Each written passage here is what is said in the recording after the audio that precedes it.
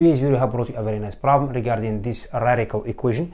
So we have the fifth root of x minus the third root of x equals square root of x minus x. Okay, so our goal are going to determine how many the roots are satisfied this following equation. Okay, so the problem with this equation, we have a different exponent. So we get x to the 1 over 5th, we get x to the 1 over 3, we get x to the 1 over 2, we get x to the 1. Okay, so we are going to look for the common multiplication as an exponent. So before we move on to the solution, I would recommend to give the hands on this problem. By the way, don't forget to hit the subscribe button and support the channel, like, comments, and subscribe. Now let's jump into the solution. So the way we are going to solve this equation, we need to cancel out this radical first. We need to look for the common multiplication exponent. So in order to get this radical cancelled and transfer the expression into the polynomial. Okay, now let's get started.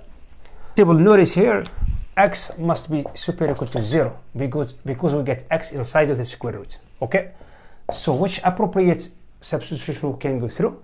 So we get, let's set x equals z to the 30. Why z to the 30? Because 30 divided by 5 is going to give us 6, and also 30 over 3 is going to give us 10.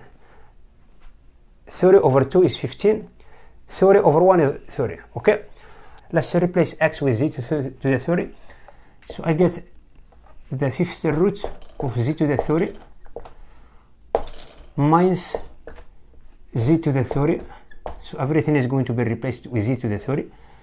So we get the third root here. We get a square root of z to the 30. Finally, we get minus z to the 30.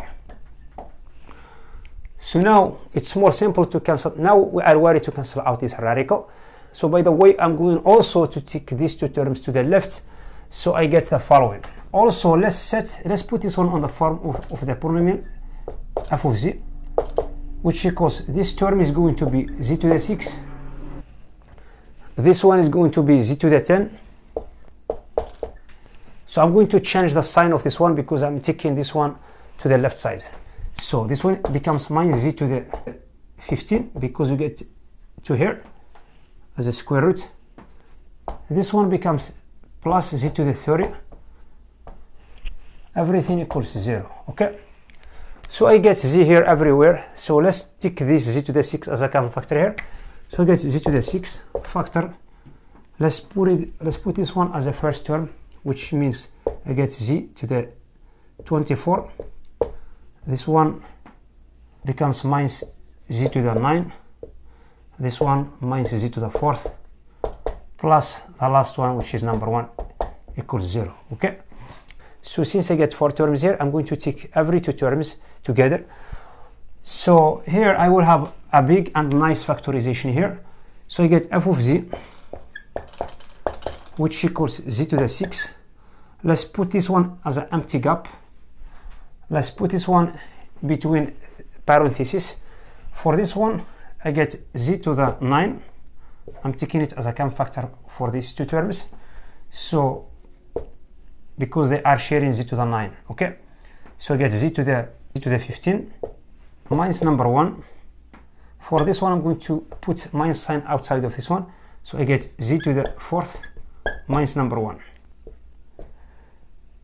Like this. So what we need to do now, I'm going to put this one z minus number 1. I'm going to take z minus number 1 as a common factor. At the same time, dividing this one by z minus number 1, z minus number 1. Why I'm doing this one? So everything equals 0. So why I'm doing this one? Because I want to gain 2 roots. So I get z equals 0 as a root. I get also z equals 1 is a root. So I have subtracted 2 roots from this one now. Now we need just to work here. So here is a nice and amazing formula that can cancel out this fraction. So we know t to the n minus number 1 over t minus number 1 equals t to the n minus 1 plus t to the n plus t to the n minus 3 and all the way down to the number 1.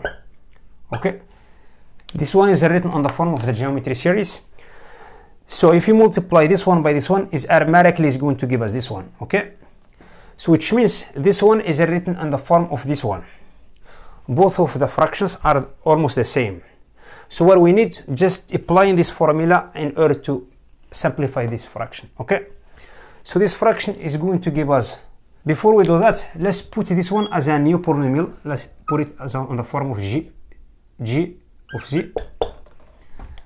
So we get here g of z, which equals 0. So this one will be transferred as z to the 9 factor z to the 14, because I'm writing this one on this form. Z minus number 1 will be cancelled out with this one. I will be left with this one. So what we need, just write down this expression only. So which is z to the 14 plus z to the 13 plus z to the 12 and all the way down to the number 1. Minus this term also. This one is going to be z to the cubed plus z squared plus z plus number 1, like this. Everything equals 0. Okay? But don't forget these two roots. Z equals 0 and z equals 1 implies x equals 0 and x equals number 1, which means I have extracted two roots at this time. We need to look for other roots in this expression. Now let's take this expression at the top and keep working on it. Now previously working on this polynomial and came up with this nice expression. So what to do now? We need to put these four terms together with these four terms and make a nice factorization here. So be careful here, don't forget to multiply this one by these terms. So what to do? I'm going to catch these four terms with the last two terms. So the last term of the first expression, it was z to the 9, because z to the 9 is multiplied by number 1 is going to give us z to the 9. So I'm going to catch this z to the 9 with the last term of this one. Then the term before this one it goes with this one. So the two terms before last term it goes with this one, and the previous one it goes with this one. So let's put this one in a nice expression here. So we get g of z, which equals is going to give us z to the 24. Let's put it on the form of the original expression, plus z11 plus z10 plus z9 minus these four terms. So what to do? I'm going to catch this term goes with this term goes with this one goes with this one, the last one goes with number 1. Okay, so I get g of z, which equals z to 24 23 plus z 22 and all the way down. So I'm going to put this one z cubed factor z9 minus number 1, this one z squared factor 9 minus number 1 plus the third one, which is z is multiplied by z 9 minus number 1 plus the last one, which is z9 minus number 1 equals 0. So we get z to the 9 minus number 1 in the first. We are not going to make it as a common factor, we are going just to make a nice comparison here. Okay, if we have exponent m is strictly superior than n, then y to the m is strictly superior than y to the n, thus y to the m minus y to the n is strictly superior than 0. So I'm going to apply this one here. For all z is strictly superior than number 1. Okay, z is strictly superior than number 1, we get this one is positive, strictly superior than 0. This one is strictly superior than 0. This one is strictly superior than 0. This one is strictly superior than 0. Okay, so the whole thing is strictly superior than 0, which means we have no solutions for this polynomial if we have z strictly superior than number 1, but you may have a solution between 0 and 1. Okay, now let's prove this one. Let's calculate g of 0 first.